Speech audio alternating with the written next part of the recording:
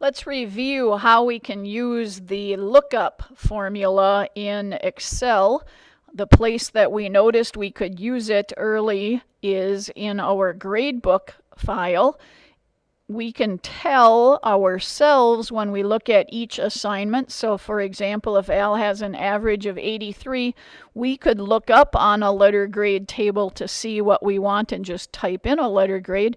But the problem with that is if Al does some extra credit later and this grade gets changed to a 91, or if we have 400 students or 1,000 students, why not let the spreadsheet look up what letter grade to put here? And that's, I keep saying look up as a way to help you remember that the formula we use is a lookup table. So what we need to put in then somewhere in our spreadsheet, and you could put it way off to the side, it could be somewhere you're not even going to print it, but you have to tell Excel what the cutoffs are for each of these. So to make it quick in the video here, instead of doing the pluses and minuses, I'm just going to assign the 5 letter grades.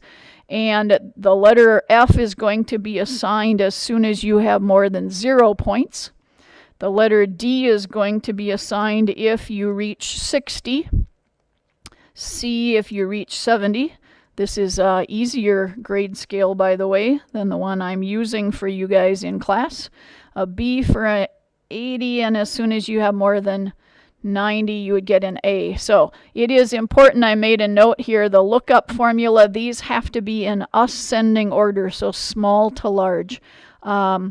And then what we want to do here is insert this lookup formula. So I go to the Formulas tab, and your ribbon will look different, but this is a narrow window, so they're kind of stacked up differently. But you want to find the lookup and reference formulas.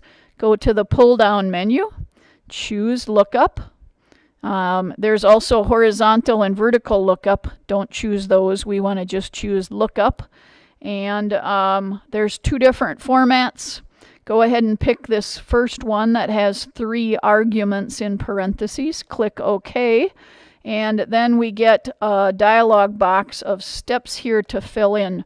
So the first question, our formula starts with lookup. So if next time, if you wanted to type it, notice you would put equal sign, lookup, and then in parentheses, we've got to come up with 3 different arguments.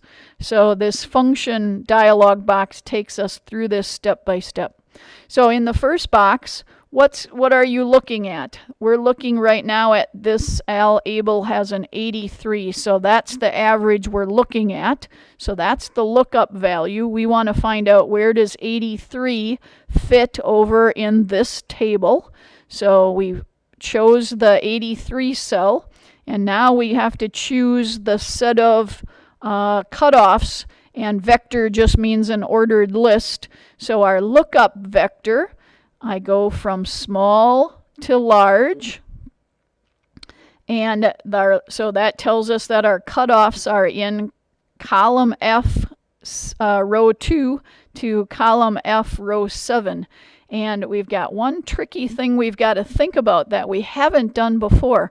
And we always left these cell numbers as relative addresses. And then every time we did a formula, they would increase. So you know that when we went to the next formula, it updated to the next cell, and that's not what we want this time.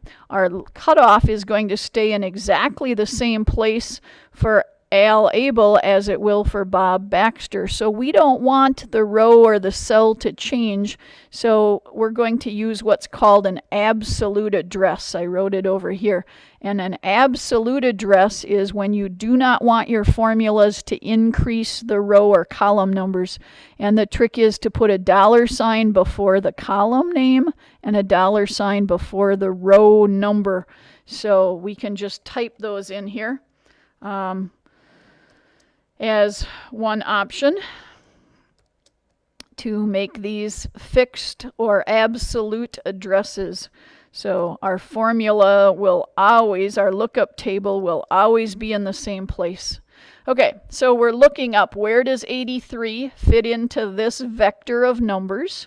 And then this third box that we have yet to fill in is so what? What's going to be the result? Well, think about it. We know that Al Abel's grade better turn out to be a B since he beat the cutoff of 80, but he did not beat the cutoff of 90. So the result should come from this column or this vector.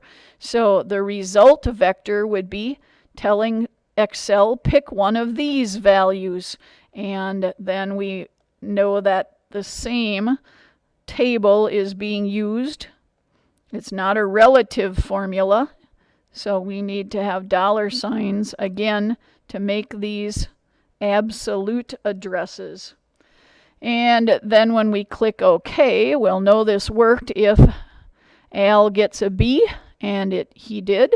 And now all we need to do is click and drag our formula, and I'm actually going to drag it down again a little farther so you can see did the letter grades work out the way we expected, and we could make some changes. So let's change this 41 to a 71 and see if the F changes to a C. So the question is, why would these guys get an F? Well, did they reach the next cutoff? No, they didn't, so they're still in the 0 category. So you might say, well, what happens if someone had an average that was, maybe it even has an error, but your spreadsheet doesn't know that. So could Dave get an average of 120? Yes, and he gets an A. And we don't have A pluses in our list. What if something else silly happened here? What if he had an average of -9? So there we've got a problem. -9 is not bigger than any of the cutoffs, so we get a not applicable. And we might want to do something to make sure that that didn't happen. You might say, well, if he really had a -9, I would still want him to get an F. But I think more likely you would say we must have put in and we must have typed that number wrong.